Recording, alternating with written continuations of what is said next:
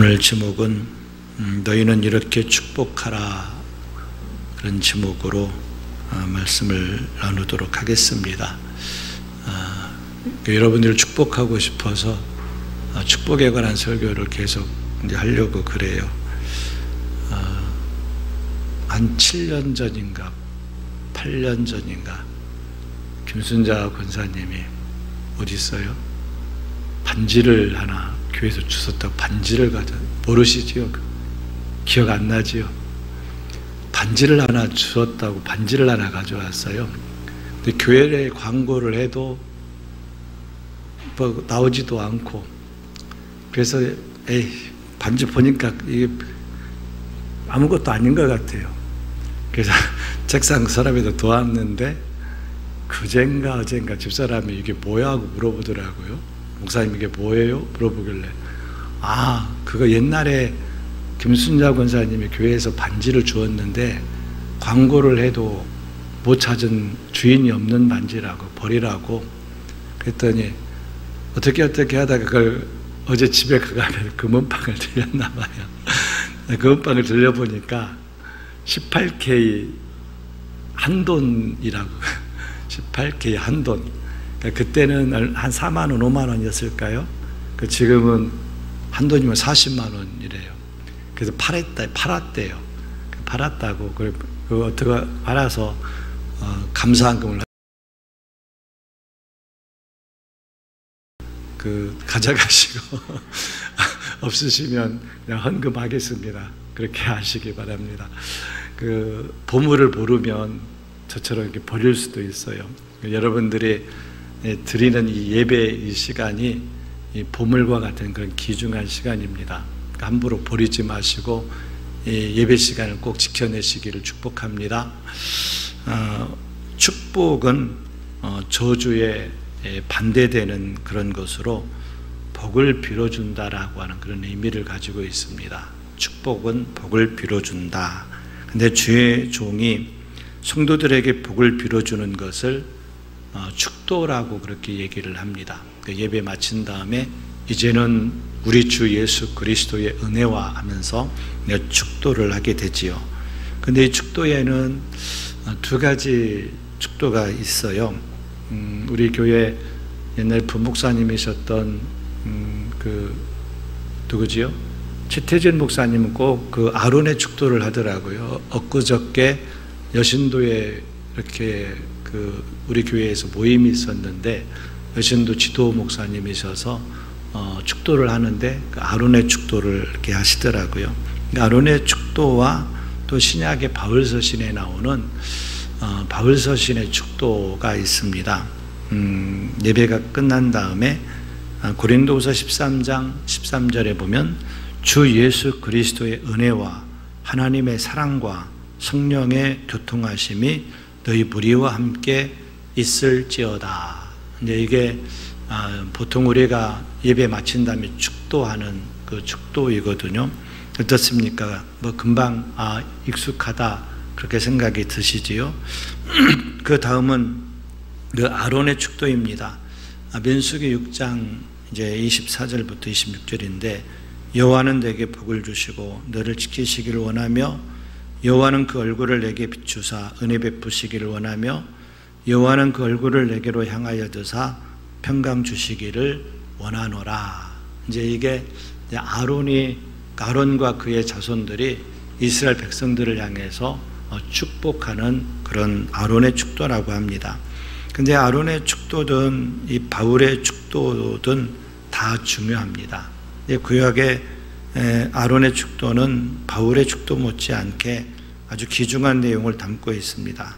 그도 그럴 수밖에 없는 것은 이 아론의 축도는 내가 축도를 이렇게 해서 백성들에게 복을 빌어줘야 되겠다 하고 자기가 이렇게 기록한 것이 아니에요. 기록한 것이 아니고 누가 알려주신 거라고요? 하나님이 직접 알려주셨어요. 너는 제사장인데, 너와 내 자녀들이 제사장인데 백성들에게 이렇게 축복을 해라. 그러면 내가 그들에게 복을 주겠다. 누가 가르쳐 준 거라고요? 하나님이 이렇게 복을 축도를 하라. 그러니까 자기가 축도를 써가지고 한 것이 아니라는 거지요. 그렇기 때문에 아론의 축도에는 굉장히 중요한 의미가 담겨져 있지요. 어떤 의미가 담겨져 있을까? 제사장 아론의 축도를 통해서 함께 은혜를 받으며 저와 여러분들이 하나님께서 주시는 그 축복의 주인공이 되기를 주님의 이름으로 축복합니다. 첫 번째는 이렇게 축도하라겠어요. 여호와는 내게 복을 주시고, 오늘 우리 모두는 복 받기를 원하시지요. 저도 복 받고 싶어요. 복 받고 싶은데, 근데 엉뚱한 데 가서 복을 빌고 있습니다. 오늘날 많은 사람들이 우상에게 복을 구합니다. 어떤 이들은 조상님이 복을 주시는 줄 알고 정성껏 조상에게 제사를 지냅니다.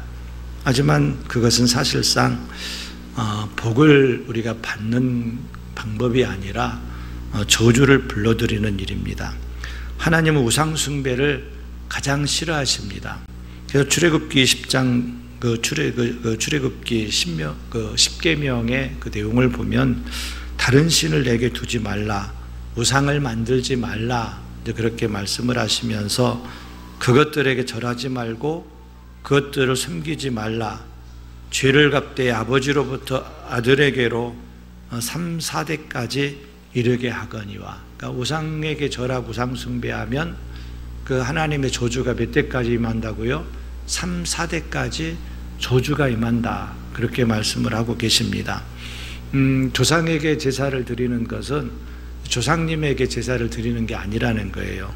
제사는 귀신에게 하는 것이라겠습니다.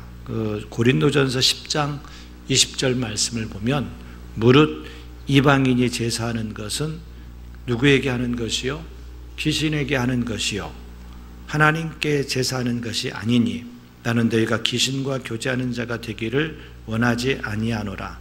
너희가 주의 잔과 귀신의 잔을 겸하여 마시지 못하고 주의 식탁과 귀신의 식탁을 겸하여 참여하지 못하리라.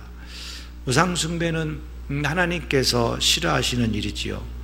그래서 하나님을 미워하는 이런 자에게 죄를 갚되 아버지로부터 3, 4대까지 이르도록 갚는다고 합니다. 우상 숭배는 하나님을 미워하는 죄에 해당합니다. 하나님의 말씀은 그대로 이루어지지요. 선한 말씀도 그대로 이루어지고 불길한 말씀도 그대로 이루어진다겠습니다. 그러니까 축복의 말씀도 그대로 이루어지고 저주의 말씀도 그대로 이루어지지요. 그러니까 우리는 절대로 하나님이 미워하시는 우상 숭배를 해야 될까요? 하지 말아야 될까요? 하지 마셔야 돼요. 아셨지요? 네, 왜 만물의 영장인 인간이 은혜 베푸시는 하나님을 경배하지 아니하고 3, 4대 저주를 끌어내리는 악한 귀신에게 절을 해야 합니까? 그럴 수는 없지요. 여호와는 내게 복을 주시고 라는 말씀이 보여주듯이 복의 근원은 하나님이십니다. 그러므로 우리는 하나님께 복을 구해야 됩니다. 이사야 65장 16절 말씀을 보시면 이러므로 땅에서 자기를 위하여 복을 구하는 자는, 우리 복 받고 싶다겠잖아요. 땅에서 자기를 위해 복을 구하는 자는, 그 다음 같이 읽어보겠습니다. 시작. 진리의 하나님을 향하여 복을 구할 것이요. 이 땅에서 복을 구하는 자는 누구를 향해서 복을 구하라고요? 진리의 하나님을 향하여 복을 구할 것이요. 우상이 아니라, 조상이 아니라, 귀신이 아니라 하나님께 복을 구하라는 겁니다. 한편 어떤 사람은 우상도 필요 없고 귀신도 필요 없고 그들에게 복을 구하지 않지만 하나님이 복의 근원이라는 사실을 인정하지 않습니다. 그래서 자기 힘으로 어떤 복을 추구하고 자기 힘만 의지합니다. 교회 안에서도 믿음이 깊지 않은 많은 사람들이 그렇게 합니다. 이런 사람들에게 충고가 되는 말씀이 이제 잠언 3장에 나오지요. 너는 마음을 다하여 여호와를 신뢰하고 내 명철을 의지하지 말라. 자기 잘난 것, 자기 똑똑한 것 의지하지 말라. 너는 범사의 그를 인정하라. 그리하면 내 길을 지도하시리라. 스스로 지혜롭게 여기지 말지어다. 나는 지혜롭다고, 나는 대단하다고, 똑똑하다고 여기지 말지어다. 여호와를 경외하며 악을 떠날지어다. 하나님이 복의 근원이심을 망각하고 자기 힘으로 복을 구하는 자에게는 특징이 있습니다. 그들은 자기의 명철을 의지하고 스스로를 지혜롭게 여깁니다. 그래서 하나님의 법을 따르지 않고 자기의 수단과 자기의 방법으로 복을 이루고자 합니다. 그런데 예레미야 선지자는 이스라엘 백성들에게 외칩니다. 예레미야 선지자는 눈물의 선지자거든요. 그래서 그 사람의 외침에는 눈물이 서려 있어요. 뭐라고 외치느냐면은 화와 복이 지존자의 입으로부터 나오지 아니하냐. 그러니까 이스라엘 백성들이 하나님으로부터 복을 구한 것이 아니라 바알에게, 우상에게 이제 복을 구하는 거예요. 그걸 보면서 눈물이 나서 견딜 수 없어서 화와 복이 지존자의 입으로부터 나오지 아니하냐. 어디에다 대고 복을 구하느냐, 그런 거지요. 화와 복은 모두 지존자, 곧 절대 주권자이신 하나님의 입으로부터 나옵니다. 그분이 인간의 생사화복을 주장하십니다. 그런데 하나님은 무조건 화를 명하시거나 복을 명하시지 않고 분명한 기준이 있습니다. 하나님은 하나님을 경외하고 그 말씀을 지키는 자에게는 복을 명하시고, 하나님을 두려워하지 않고 범죄하는 자에게는 화를 명하십니다. 그래서 모세는 율법을 이제 하나님께로부터 받아서 백성들에게 율법을 전하면서 뭐라고 말씀을 하시느냐면은 내가 생명과 사망과 복과 저주를 너희 앞에 두었다. 그리고 그렇게 말씀합니다. 그러니까 이 약속의 말씀이 생명과 사망과 복과 저주라는 거예요. 그러니까 이 약속의 말씀에는 길이 몇 가지가 있다고요? 두 가지 길이 있어요. 생명의 길이 있고 또 사망의 길이 있고 복의 길이 있고 저주의 길이 있고 두 길이 있다라고 그렇게 말씀을 한 겁니다. 그리고 신명기 28장에서도 순종하는 자에게는 복이 임하고 불순종하는 자에게는 저주가 임한다고 거듭해서 강조를 하셨습니다. 세상 만사가 호락호락하게 우리의 생각이나 우리의 계획대로 되지 않습니다. 하나님의 말씀대로 됩니다. 그러므로 무엇이 진짜 지혜로운 것일까요? 우리들의 생각이나 우리의 꾀가 아니고 하나님의 말씀이 곧 진정한 지혜인 줄로 믿습니다. 그 말씀을 잘 따라가면 그 사람은 어떤 사람일까요? 참 지혜로운 사람이에요. 하나님의 말씀이 자기 생각에 맞지 않아도 자기 생각을 내려놓고 말씀을 따라가는 사람이 정말 지혜로운 사람이라는 겁니다. 그러므로 자기 명철을 의지하지 말고 스스로 지혜롭게 여기지 마십시오. 겸손히 주님의 말씀을 나의 법으로, 나의 길로 받아들이고 믿음으로 그 길을 걸어가는 자가 되시기 바랍니다. 그러면 그 사람은 시냇가에 심은 나무가 시절을 쫓아 열매를 맺음과 같이 형통의 복이 임하게 될 줄로 믿습니다. 시편 1편 말씀을 보면은 복 있는 사람은 악인의 길을 따르지 아니하며 죄인들의 길에 서지 아니하며 오만한 자들의 자리에 앉지 아니하고 오직 여호와의 율법을 즐거워하여 그의 율법을 주야로 묵상하는도다. 그는 시냇가에 심은 나무가 시자가 빠졌네요. 시절을 따라 철을 따라 뭐가 맞을까? 나무가 철을 따라 열매를 맺으며 그 잎사귀가 마르지 아니함 같으니 그 하는 모든 일이 다 형통하리로다. 제가 중학교 3학년 끝나고 고등학교 들어가기 전에 그 성경 암송 대회 할 때 외웠던 그 말씀인데, 나무가 철을 따라, 옛날에는 시절이라고 나와 있었는데, 이 시편 1편의 말씀은 우리들에게 대단히 중요합니다. 그러므로 자기 명철을 의지하는 것을 우리 다 회개하시고, 그리고 이제부터는 악인의 길을 쫓지 말고 여호와를 의지하는 자가 되시기 바랍니다. 주님 하나님의 말씀을 주의하고 말씀대로 주일 성수하고 말씀대로 온전히 11조 생활하고 말씀대로 속임수와 편법을 버리고 정직한 자가 되십시오. 베드로처럼 말씀에 의지하여 그물을 내릴 수 있는 사람이 되십시오.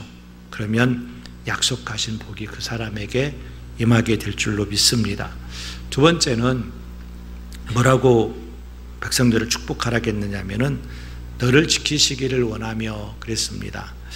아이들에게는 보호자가 반드시 필요하지요. 그런데 아이들에게만 보호자가 필요한 게 아니라 우리들도 다 보호자가 필요하더라고요. 여러분에게도 다 보호자가 필요해요. 여러분들이 할머니고 할아버지고 연세가 많으셔도 보호자가 다 필요합니다. 그런데 우리 모두에게 특히 누구의 보호가 필요하냐면 하나님 아버지의 보호하심이 필요합니다. 그러면 어떻게 해야 우리가 항상 하나님의 보호 아래 살아갈 수 있을까? 이게 중요하지요. 시편 91편 말씀을 여러분들이 한번 나중에 찾아서 읽어보시기 바랍니다. 거기에 보면 우리가 어떻게 해야 하나님의 보호를 누리며 살 수 있는지 그 비결들이 쭉 기록이 되어져 있습니다. 먼저 하나님의 보호를 받으려면 우리가 악을 버려야 됩니다. 만약에 우리가 악을 버리지 않고 악을 계속 해가는데 그 악인을 하나님이 보호하신다면 하나님은 악인과 동업하는 거예요? 안 동업하는 거예요? 악인과 동업하는 거잖아요. 근데 하나님은 악인과 동업하지 않으셔요. 그래서 우리가 하나님의 보호하심을 받으려면 악을 버려야 됩니다. 시편 91편 8절에 오직 너는 똑똑히 보리니 악인들의 부흥을 내가 보리로다. 악인에게는 하나님의 보호가 아니라 하나님의 뭐가 있다고요? 보응이 있다는 겁니다. 하나님의 책망, 하나님의 심판이 있다는 거지요. 그래서 시편 7편 11절 이하에 보면은 하나님은 의로우신 재판장이시며 하나님은 항상 의롭게 판단하신다는 겁니다. 그래서 매일 분노하시는 하나님이시로다. 사람이 회개하지 아니하면 그가 그의 칼을 가시며 그의 활을 이미 당기어 예비하셨도다. 죽일 도구를 또한 예비하시며 그가 만든 화살은 불화살들이로다. 하나님은 악인을 심판하실 모든 준비를 갖추고 있다는 거예요. 그런데 그 회개하지 아니하면, 회개하면은 괜찮아요. 회개하지 않으면 그 하나님의 심판을 받게 된다는 거지요. 그러므로 하나님의 보호를 원한다면 모든 습관적인 악을 회개하고 끊어내시기 바랍니다.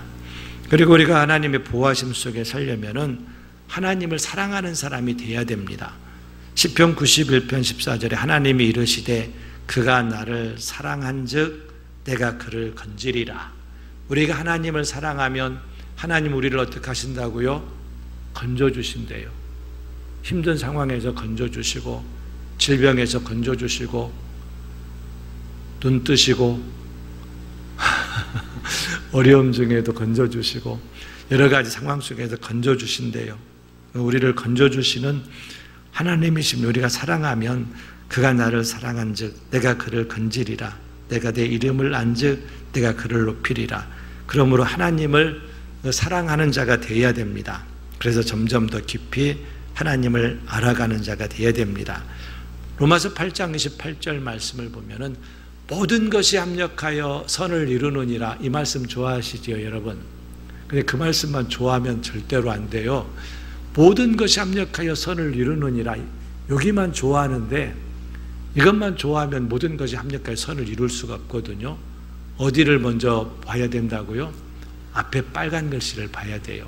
하나님을 사랑하는 자, 하나님을 사랑하는 자에게는 모든 것이 합력하여 선을 이룹니다. 만약에 여러분들에게 모든 것이 합력하여 선을 이루지 않는다 싶으면 내가 하나님을 사랑하지 않나? 여러분들 한번 돌아보시기 바랍니다. 그럼 하나님을 사랑하지 않는 부분이 분명히 있을 겁니다.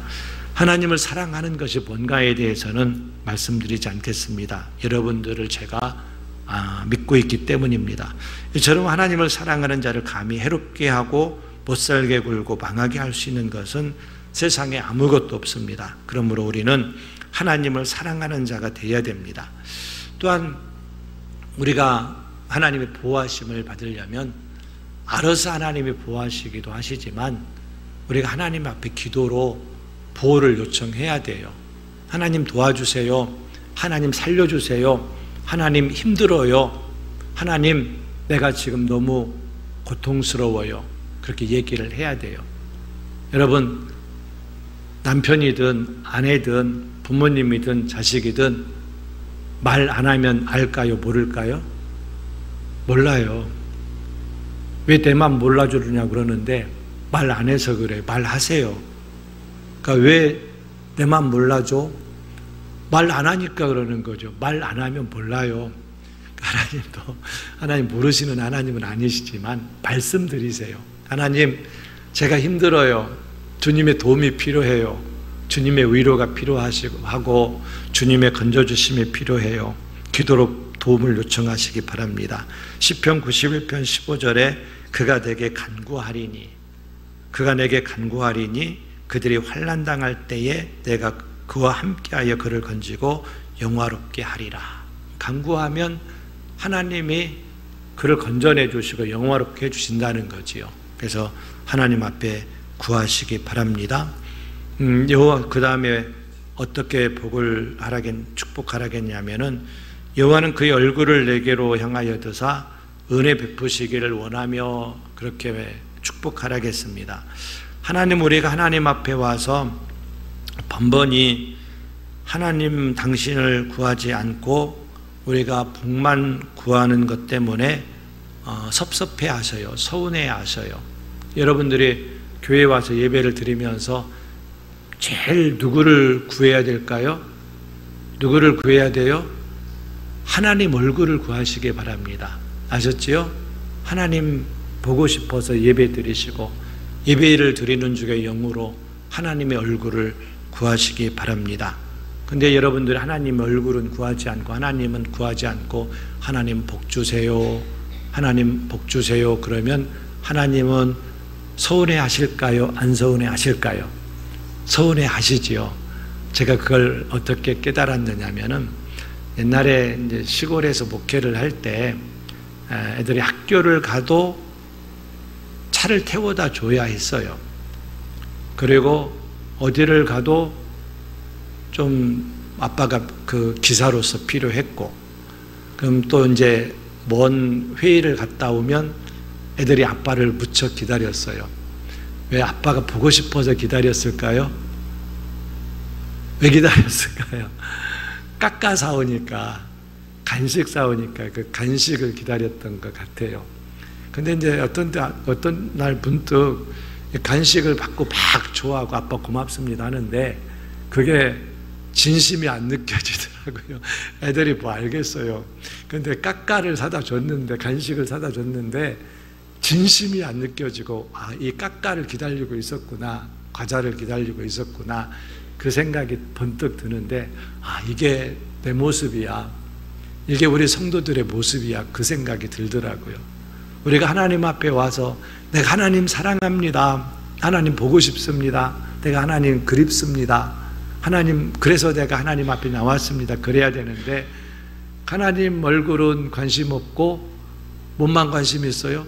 복에만 관심이 있고 하나님 손에 들려져 있는 선물에만 관심이 있으면 전 아들한테 딸한테 줬을까요? 안 줬을까요?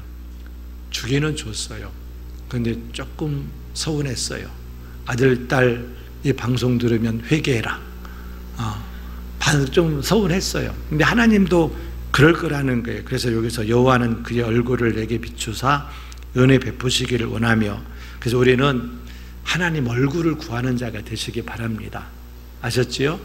여러분들의 자녀들 명절에 와서 여러분 엄마 얼굴 보고 싶고 아빠, 아버지 얼굴 보고 싶어서 온 게 아니라 아버지 집문서가 그립고 아버지 통장이 그립고 그래서 이렇게 오면 여러분들 행복하시겠습니까? 만약에 그 진심을 알면 속상하잖아요. 하나님도 그렇다는 거예요. 그래서 우리가 하나님의 얼굴을 구하는 자가 되면 오늘 본문에 기록되어 있는 것처럼 은혜가 임해요. 하나님의 사랑이 임해요. 우리가 그것 안 구해도, 선물 안 구해도, 복을 안 구해도 우리가 하나님을 사랑하고 하나님을 구하면 막 하나님이 막 더 주고 싶어서 더 이렇게 우리에게 은혜가 임하게 됩니다. 즉 하나님을 만나고 하나님의 영광을 보게 되며 그리고 회개하고 변화됩니다. 그리고 허전하고 텅 비었던 우리의 영혼이 의와 평강과 희락으로 가득 채워지게 됩니다. 그 결과 우리는 주님의 임재하심을 느끼며 주님과 함께 노래하면서 믿음의 길을 걸어갈 수 있게 됩니다. 이것은 하나님의 얼굴을 구하는 자에게 임하는 축복이에요. 선물만 구하는 자가 아니라, 복만 구하는 자가 아니라 하나님 당신을 구하는 자에게 임하는 축복입니다. 그러므로 하나님 얼굴을 구하는 자가 되시기 바랍니다. 오늘 왜 예배 드리러 왔어요? 누구 보려고요? 하나님 보고 싶어서. 그게 정답이에요. 하나님 보고 싶어서 예배 드리러 왔습니다. 그게 정답이에요. 그 다음에 여호와는 그 얼굴을 내게로 향하여 드사 평강 주시기를 원하노라 그랬습니다. 주님이 얼굴을 우리에게 비추는 것하고 내게로 향하여 얼굴을 드는 것은 다릅니다. 앞에 것은 은혜를 베푸는 것이고 뒤에 것은 눈으로 누군가를 찾으시는 겁니다. 여호와는 그 얼굴을 내게로 향하여 드사 평강 주시기를 원하며 누군가를 하나님께서 찾으신다는 겁니다. 그런데 하나님께 누구를 찾으실까요? 역대하 16장 9절에 여호와의 눈은 온 땅을 두루 감찰하사 진심으로 자기에게 향하는 자들을 위하여 능력을 베푸시나니, 온 땅을 감찰하시면서 진심으로 하나님을 사랑하는 자, 진심으로 하나님을 의지하는 자, 진심으로 하나님을 신뢰하는 자, 그들을 찾으신다는 겁니다. 그래서 주님은 하늘에서 내가 누구에게 은혜를 줄까? 내가 누구에게 은사를 줄까? 내가 누구에게 복을 줄까? 내가 누구를 들어 사용할까? 하고 사람을 찾고 계십니다. 사람을 찾고 계시는 하나님의 눈에 띄기만 하면 우리 인생은 달라지지요. 하나님께 쓰임받는 자가 되고 복을 받는 자가 되고 형통하게 됩니다. 권력자 주변에 있는 사람들이 얼마나 권력자의 눈에 띄려고 노력합니까? 그렇다면 우리는 배나 더 하나님의 눈에 띄려고 노력해야 됩니다. 왜냐하면 하나님은 왕 중의 왕이요 주 중의 주이기 때문입니다. 그러면 어떻게 해야 하나님의 눈에 확 들어오는 사람이 될 수 있을까요? 하나님을 감동시키는 자가 되십시오. 예배를 통해서 감동시키고, 기도를 통해서 감동시키고, 충성을 통해서, 헌신과 겸손과 진실을 통해서 하나님을 감동시키는 사람이 되십시오. 먼저 우리는 은혜를 받아 주님의 마음이 합한 사람이 되어야 됩니다. 그래야 하나님의 눈에 띄고 평강의 복을 받을 수가 있습니다. 민수기 6장 26절에 여호와는 그 얼굴을 내게로 향하여 드사 평강 주시기를 원하노라. 그래서 그 사람에게 하나님께서는 평강을 주신대요. 이처럼 하나님의 눈에 사랑스럽게 뜨인 사람, 하나님의 눈에 감동적으로 그 사람 눈에 뜨인 사람에게는 무슨 복을 주신다고요? 평강의 복을 주시는데, 이 평강은 뭐냐면 샬롬이에요. 샬롬. 근데 샬롬이 뭐라고? 샬롬은 뭐지요? 평화, 평안. 그런데 이 샬롬은 이 세상에 좋은 것 다 뭉쳐놓으면 그게 뭐냐면 그게 샬롬이래요. 이 세상에 최고 선하고 좋은 것 다 뭉쳐놓은 것, 그게 샬롬입니다.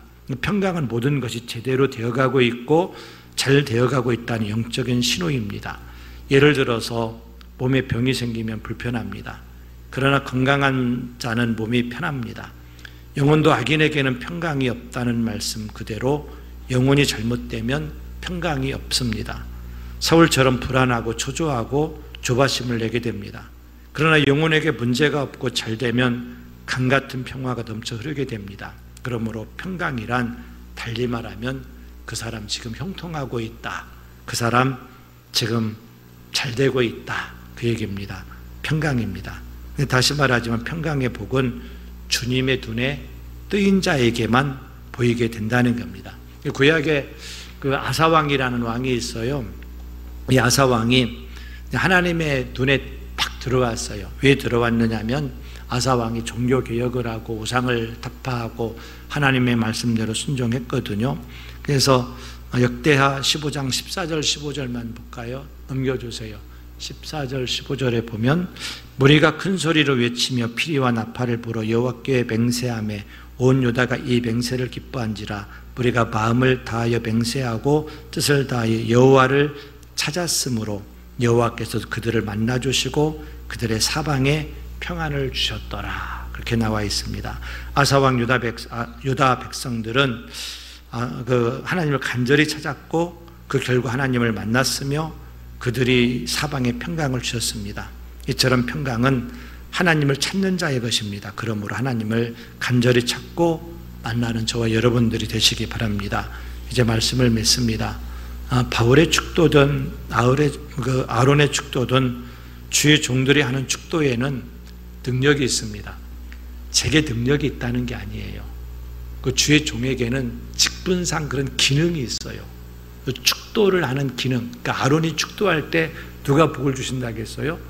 하나님이 복을 주신다겠어요. 그러니까 주의 종들에게는 직분상 축도할 수 있는 그 직분상 기능이 있어요. 그래서 제가 축도한다고 복을 받는 게 아니라 제가 이렇게 하면 하나님이 복을 주신다는 거예요. 그래서 그 주의 종들에게는 축복권이 주어져 있기 때문입니다. 그러므로 주의 종들에게 여러분들이 축복 기도를 받으시기 바랍니다. 그렇다고 축복 기도를 해달라고 만날 때마다 조르라는 것이 아니라 예배에 열심히 참석하십시오. 왜냐하면 예배 시간 끝날 때 뭐 하지요? 축도하잖아요. 그때 하나님의 복이 임하게 됩니다.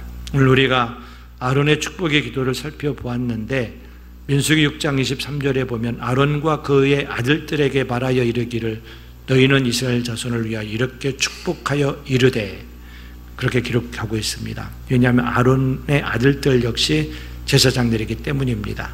근데 신약시대에 와서는 그들만 제사장이 아니라 저와 여러분도 다 제사장이니까 우리도 축복해야 됩니다. 저주하지 마시고 축복하시기 바랍니다. 이제 말씀을 맺어야 될 것 같습니다. 시간 날 때마다 여러분 축복을 선포하십시오. 그것이 우리의 사명입니다. 그래서 늘 우리의 입술에 축복이 나오고 다른 사람을 축복하는 그런 단어들이 나오고 그런 말이 나오시기 바랍니다. 이 은혜가 저와 여러분과 함께 하시기를 주님의 이름으로 축원합니다. 기도하겠습니다. 아버지 하나님,